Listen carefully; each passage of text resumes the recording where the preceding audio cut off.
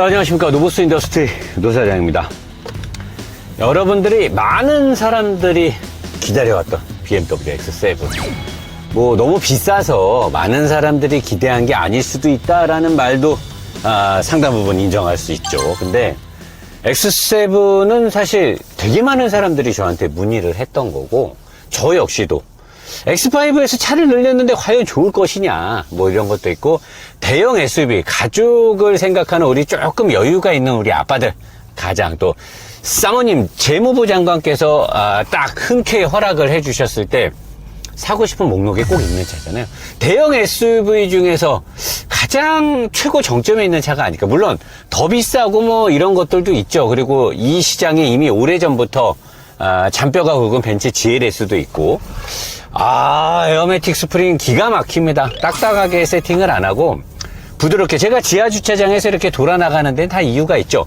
저런 데 과속 방지턱이나 이런 데를 나갔을 때 어떤 편안함, 차가 큰데도 불구하고 작은 지하 주차장이나 뭐 꼬불꼬불하거나 아니면은 빨리 다니지 못하게 있는 이런 과속 방지턱이 있는 데를 갔을 때 이런 승차감 등등을 다 보는 건데, 저는 그냥 영상 시작 전에 받고 얘기할게요. 그냥 대형 SUV 중에 벤츠 브랜드가 좋다.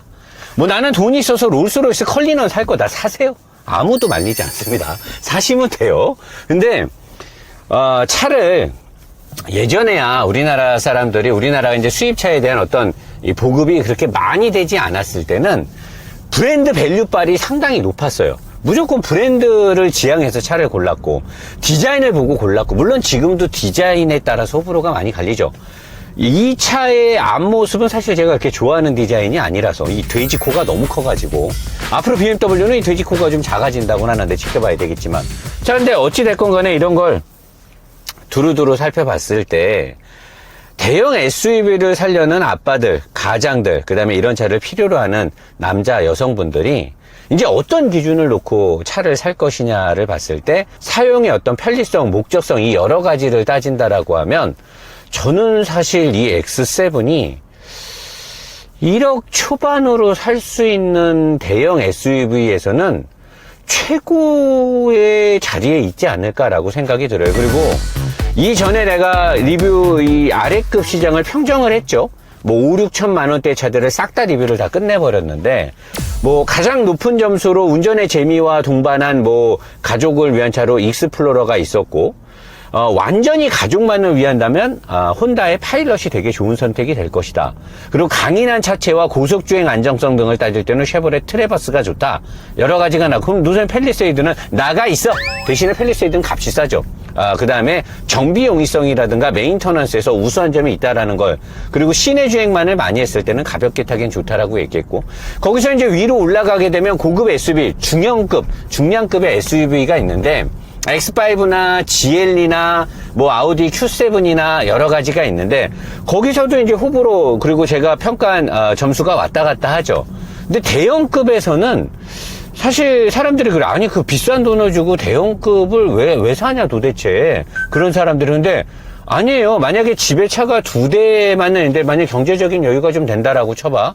세단이 하나 있어. 뭐 출퇴근을 하고 뭐하고 쓰고, 와이프도 쓰고 뭐하고 쓰는데, 가족을 위한 차로 미니밴이나 뭐 카니발이나 뭐 6, 7천만 원짜리 SUV를 살는데, 사실 나는 돈이 좀 더 있거든. 그리고 우리 가족을 위해서, 나를 위해서 돈을 좀 더 쓰고 싶어.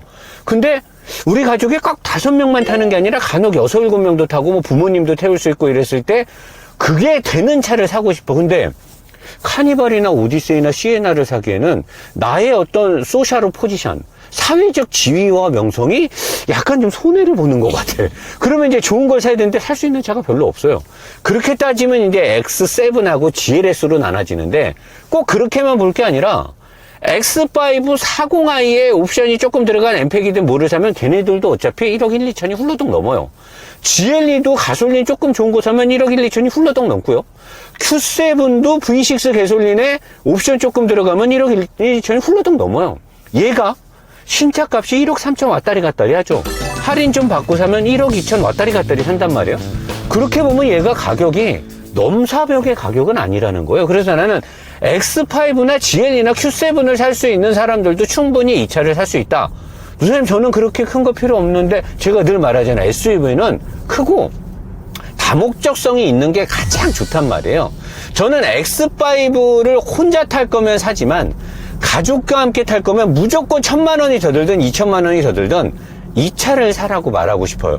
얘는 말할 것도 없어요. 제가 지금 리뷰를 할 것도 없고, 뭐 누산이 삼천리 모터스에서 차 받았으니까 무조건 빨아준 거야. 내가 그동안 2년 동안 동성 모터스에서 차 받았을 때 무조건 빨든가요? 동성에서 차 받았어도 그냥 대차게 까고 그러잖아요. 저는 있는 그대로를 얘기하고, 처음부터 얘기했잖아요. 작은 일에도 최선을 다하고 정성스럽게. 내가 리뷰를 함에 있어서 나의 목적은 시청자와 소비자와 나를 위해서 하는 거예요. 내가 차를 타면서 느껴지는 그대로를 담는 데 목적이 있는 거지, 나는 다른 데는 목적성이 없어요. 지금 삼천리 모터스와 안양지점과 저희 노보스 인더스트리가 어느 콜라보가 있다 하더라도 저희 노보스 인더스트리가 받는 혜택이나 이득은 1도 없습니다. 모든 건 다 소비자한테, 또는 잘 만들어지고 서비스를 잘해줄 수 있는 각오가 돼 있는 지점을 밀어주고 소비자들한테 혜택이 가게 하는 거지, 나를 위해서 가는 거는 나는 오로지 있는 그대로 차를 있는 그대로 리뷰를 하겠다 외에는 저는 아무런 관심이 없습니다. 그래서 마찬가지로 이 차도 지금부터 있는 그대로 갈 건데 칭찬이 많아요. 근데 내가 미리 여러분들한테 얘기하는 거예요. 야, 노 사장이 삼천리랑 콜라보했다 칭찬 절대 아닙니다. 있는 그대로 가겠어요. 자, 일단 이 X7은 저는 사실 롤스로이스 컬리넌의 DNA가 여기 녹아났을 것이다 의심을 하고, 그럴 가능성을 사실 가능하다라고, 그럴 가능성이 있을 수 있다라고 보는데, 롤스로이스는 완벽하게 부인하죠. 우리는 독자적인 플랫폼, 팬텀의 플랫폼으로 만들었다. BMW의 관계자 역시도 우리는 롤스로이스랑 뭐 섞지 않습니다. 근데 그동안 BMW가 X5나 X6 등에서 세팅하지 않았던 되게 고급진 승차감이 나와요. 에어매틱의 세팅값을 BMW가 이제 와서 100% 완성을 시켰다, 그럴 수 있죠. 하지만 저는 롤스로이스의 중량급, 대형급의 세팅값의 어떤 컨닝이라든가 어떤 협조가 있지 않았을까라는 생각이 드는 거고요. 엔진과 미션, 그리고 2.3톤이 넘는 2300kg가 넘는 이 대형 긴 휠베이스와 큰 덩치를 가지고 있는데 3000cc 340마력의 토크가 47 정도 나오는데, 이 모든 것들이 엔진, 미션, 차체, 서스펜션, 이 모든 것들의 궁합이 제가 지금 리뷰를 한 지 거의 한 16, 7년 정도 돼 가거든요. 지금까지 리뷰한 차가 약 한 500대 가까이 될 것으로 예상이 되는데, 잠깐 탄 적은 없죠. 대부분 다 짧아야 2, 3일, 길면 4, 5일, 지금처럼 일주일씩 타는 경우도 있고, 고속주행부터 모든 환경을 저는 다 담아요.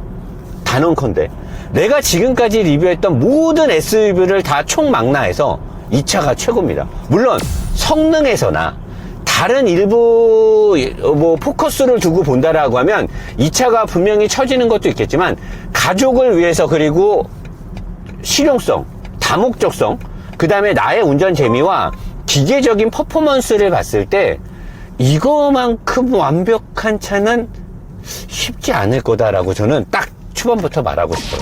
선생님, 그 차도 크고 개솔린 3000cc에 중량이 2.4톤이 다다라는데 누가 좋은지 모릅니까? 근데 뭐 이렇게 저렇게 해서 하는데 나는 유지비 때문에 주행거리가 좀 있는데, 자, 장거리 항속을 하는데 되게 중요하죠. 제가 이런 차를 탈 때 늘 장거리 항속을 얘기하잖아요. 고속도로를 타고 갔을 때 편안한 멀미가 동반되느냐, 연비, 그 다음에 고속으로 주행했을 때 유행 피칭에 따른 어떤 차체 불안정, 이런 것들을 다 같이 얘기하는데, 내가 그런 거를 테스트를 안 하고 리뷰를 하겠습니까? 자, 지금부터 장거리 항속과 고속으로 달렸을 때 안정감은 어떤가 한번, 노 사장이 좋아하는 강원도 설악산의 커피 비밀단을 향해서 영상 고! 자, 장거리 투어 고속 섹션 알아보러 넘어왔죠. 보이십니까? 설악산이고요. 장거리 투어를 위해서 어디서 출발했냐면 여기서 출발했습니다. 제가 살고 있는 남양주 다산 삼패 사거리 쪽에서 기름을 가득 넣고, 완전히 가득 넣습니다. 평균 속도는 뭐 한 110, 120 앞차들 좀 추월하면서 달렸고, 지금은 커다랗게 한 눈금이 채 안 내려갔는데 남은 레인지가 645예요. 내가 달린 거리는 거의 150km를 넘게 달렸는데 이게 늘어났네. 어쨌든 뭐 이건 중요하지 않고, 장거리를 달리면서 느껴진 건 생각보다 기름을 그렇게 많이 먹지 않는다. 근데 먹겠죠. 아무래도 배기량이 있고 등치가 있으니까. 그리고 장거리를 달리면서 느꼈던 건 이만큼 편안한 차가 과연 있을까? 이 덩치에, 이게 사실 X5에서 차가 길어지거나 덩치가 커지거나 했을 때 잘못하면 요잉이라든가 피칭이라든가 멀미를 동반할 확률이 되게 높아지는데 이 차는 그게 없어요. 장거리를 달리면서 내내 굉장히 편했고요. 부드러웠고 덩치와 중량에 걸맞지 않게 운전의 재미도 어느 정도 갖고 있어요. 자, 그렇다면 제가 지금 설악산을 거의 다 왔는데 요 좁은 도로에서 이렇게 와인딩 비스무리, 여기 와인딩까지는 아니지만 여기가 이런데 달릴 때도 재미가 있느냐? 물론 제가 일단 본편에서 다시 충분히 그런 것들이 나오는데, 와, 과속방지턱을 넘을 때 길어진 휠베이스와 함께 단단해진 댐퍼와 이 에어매틱이 갖는 능력치는 상당하네요. 이게 약간 좀 짧았을 때는 에어매틱이 뒤에가 팍 튀는 게 있었는데 얘는 그런 게 없네요. 그래서 그런지 장거리를 달렸는데 전혀 제가 운전을 한 것 같은 느낌이 안 들어요. 너무나 차가 가족과 함께 여행을 다니기엔 진짜 기가 막힌 차 같은데, 제가 이제 여기 커피 비밀단 우리 임 교수님, 우리 영상에 가끔 나오시잖아요. 가서 맛있는 커피 마시고 저녁 먹고 돌아갈 때 이제 고속 섹션에 돌입할 거거든요. 과연 이 덩치에 얘가 공기 저항이 좀 불리하게 생겼지. 앞에가 되게 두껍고 얘를 가지고 150, 170 이렇게 고속으로 달렸을 때는 느낌이 어떨지 저도 되게 궁금하거든요. 아까 제가 올 때는 차들이 조금 있어서 뭐 막히진 않았는데 150, 60을 잠깐만 내보고는 가급적이면 120, 30을 잘 안 넘기고 왔단 말이에요. 왜냐면 일반적인 항속에서 어떤 느낌을 주는지 알기 위해서. 근데 아까 150을 달릴 때도 보니까 바람 소리는 좀 나는데 꽤 괜찮더라고요. 자, 근데 나는 이 차가 X5에서 늘어나면서 차체 강성이나 이런 것들이 좀 부족하지 않을까를 되게 걱정했는데 전혀 그런 게 없어요. 이거는 정말 대박인 것 같은데. 자, 일단 계속 주행하면서 야간 고속 섹션으로 넘어갈게요.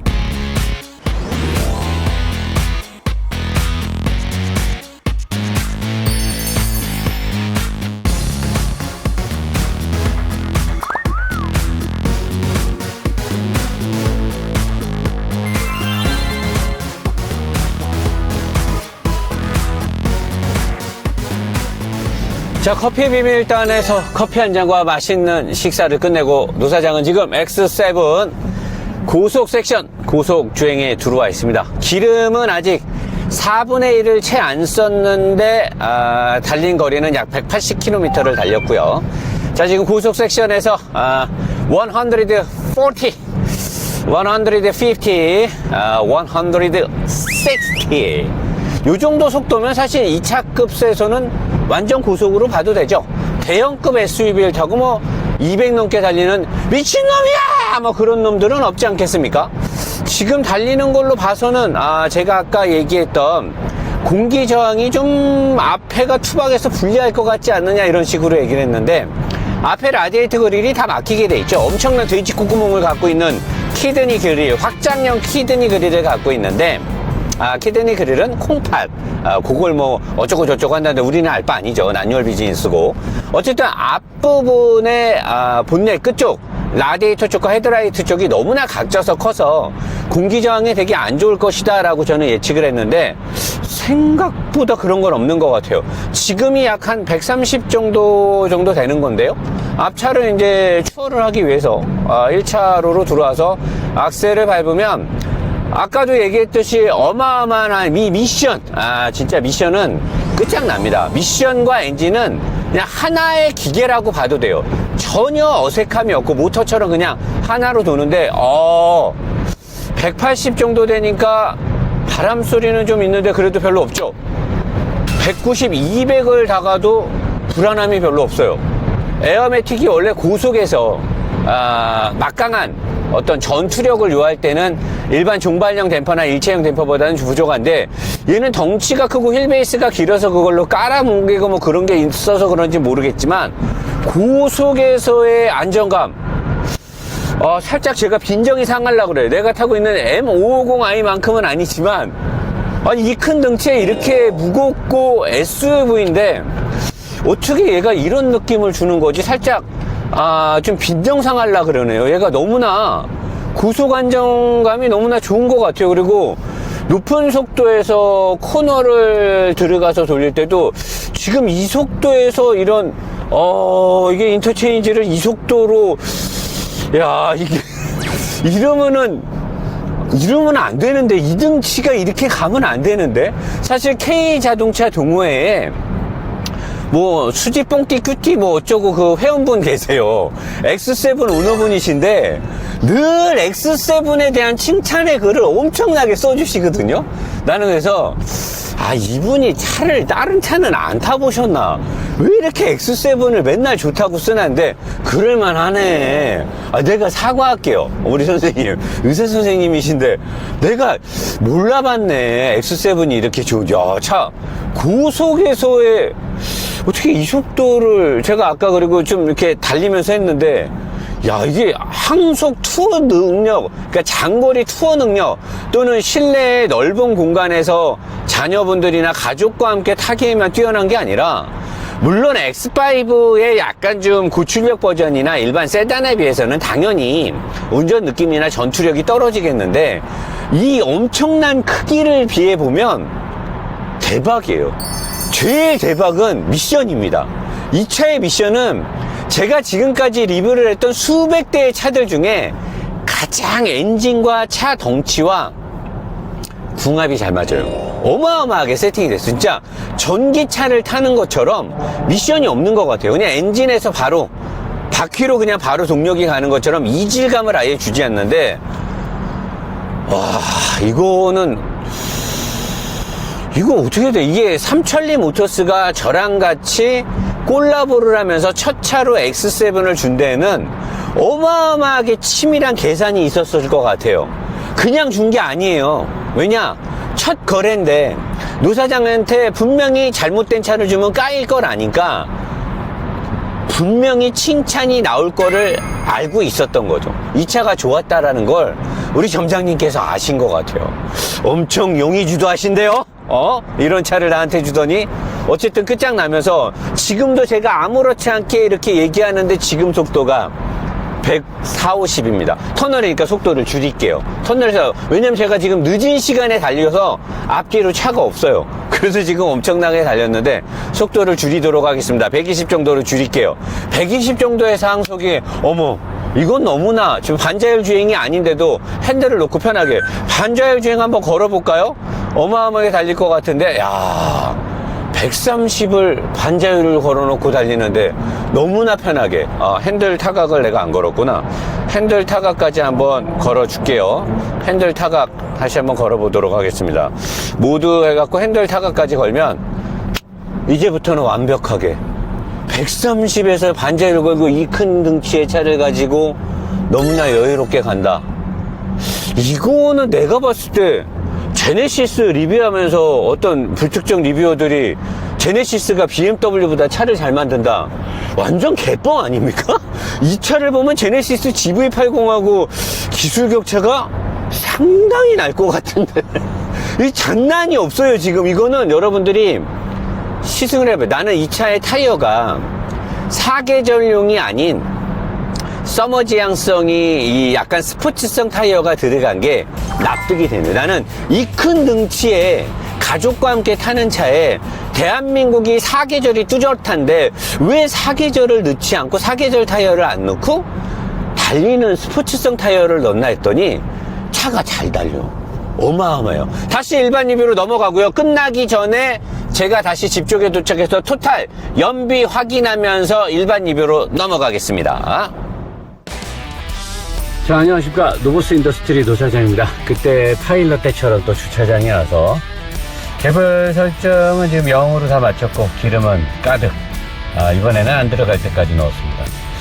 저 게이지상의 레인지 거리가 713km가 나오는데 내가 봤을 때 저건 좀 뻥인 것 같고, 어쨌든 지금 설악산 쪽으로 출발을 합니다. 가면서 6카메라를 다 설치를 했으니까 가면서 다시 영상을 찍으면서 가도록 하겠습니다. 준비됐고요. 여기는 남양주 다산 쪽이고요. 3패 사거리고, 여기서 지금 목표 지점까지 거리가 약 저 정도 나오거든요. 지금 가야 될 거리가 한 168km 정도. 요 길로 가도록 하겠습니다. 자, 지금 주행거리는요, 335km를 탔고, 기름 게이지를 보니까 제가 아까 넣은 기름을 대비해 보면 약 한 5만원에서 5만 3, 4천원 정도를 쓴 것 같습니다. 그리고 남은 레인지를 봤을 때 아까 출발 전에 제가 700 몇 킬로 못 갈 것 같다 그랬는데 좀 잘 달리면은 뭐 700km 잘하면 갈 것 같기도 하고요. 평균 주행 속도는 88.9가 나왔는데 다 와서 톨게이트 이후에 막힌 구간이 있어서 그렇지 고속도로에서는 120을 전후로 편하게 달렸습니다. 자, 이거를 보면 여러분들이 이 차가 일반적으로 우리가 고속도로를 타고 여행을 다닐 때 기름을 얼마 정도 먹을지 대충 알겠죠? 5만원 정도면 대략 한 300km 정도를 갈 수 있는, 노사장이 그렇게 항속 운전을 하는 스타일이 아니니까 일반적으로 편하게 탔을 때 5만원이면 300km 가까이 또는 300km 이상을 갈 수 있다는 게 증명이 됐습니다. 본편 리뷰로 들어갑니다. 보셨죠이? 이 등치의 가솔린인데 현재 19일입니다. 10월 19일이고 국제유가와 원자재 값이 지금 한창 오르고 있는 이 시기에 뉴스에서는 서울의 주유소들이 평균 리터당 기름값이 1,700원이 넘었다, 1,800원이 넘는 곳도 있다라고 나오는데 저는 운 좋게 1,650원, 1,680원짜리 기름을 넣었을 때 얘기로 약 한 340km를 편하게 탔을 때요. 시내 구간과 국도 구간이 조금 섞여 있었고요. 고속도로에서 절대 항속 운전을 하지 않았습니다. 그렇게 탔을 때 340km를 탔더니 6만원이 들지가 않았어요. 저는 뭐 디젤이나 하이브리드를 타는 분들한테는 6만원에 가까운 돈으로 340km를 가는 건 낭비라고 볼지 모르겠지만 비싼 차에 1억이 넘잖아요. 이 등치에 여러 명이 타고 그 다음에 엄청난 엔진 성능이 나오고 부드러운데 이 금액으로 이 정도 거리를 갈 수 있다라고 보면, 그리고 지금 492km를 총 탔고요. 가득 넣은 상태에서 지금도 내가 봤을 때는 갈 수 있는 레인지는 200km가 떴는데, 그렇게 따지면 처음에 기름 넣고 나왔던 700km가 뻥이 아니라는 건데, 이게 사실 연료 탱크는 큽니다. 일반 차처럼 10만원에 가득 차진 않아요. 연료 탱크가 더 크긴 한데, 일반적으로 주유를 너무 자주 하는 게 싫다라는 분들한테는 이 차는 그렇게 주유를 빈번하게 해야 될 만큼 연료 소비가 그렇게 빠르게 급격하게 줄진 않는 것 같고요. 자, 그러면 노사장님이 SUV 얘기할 때 3열은 대부분 다 버려야 된다. 노사장님이 늘 GLS가 3열 시트가 좋기 때문에 GLS를 추천하지 않았습니까? 이제부터는 아니에요. 내가 이 차를 받자마자 제일 먼저 3열에 앉아봤는데 사진 한번 보실까요?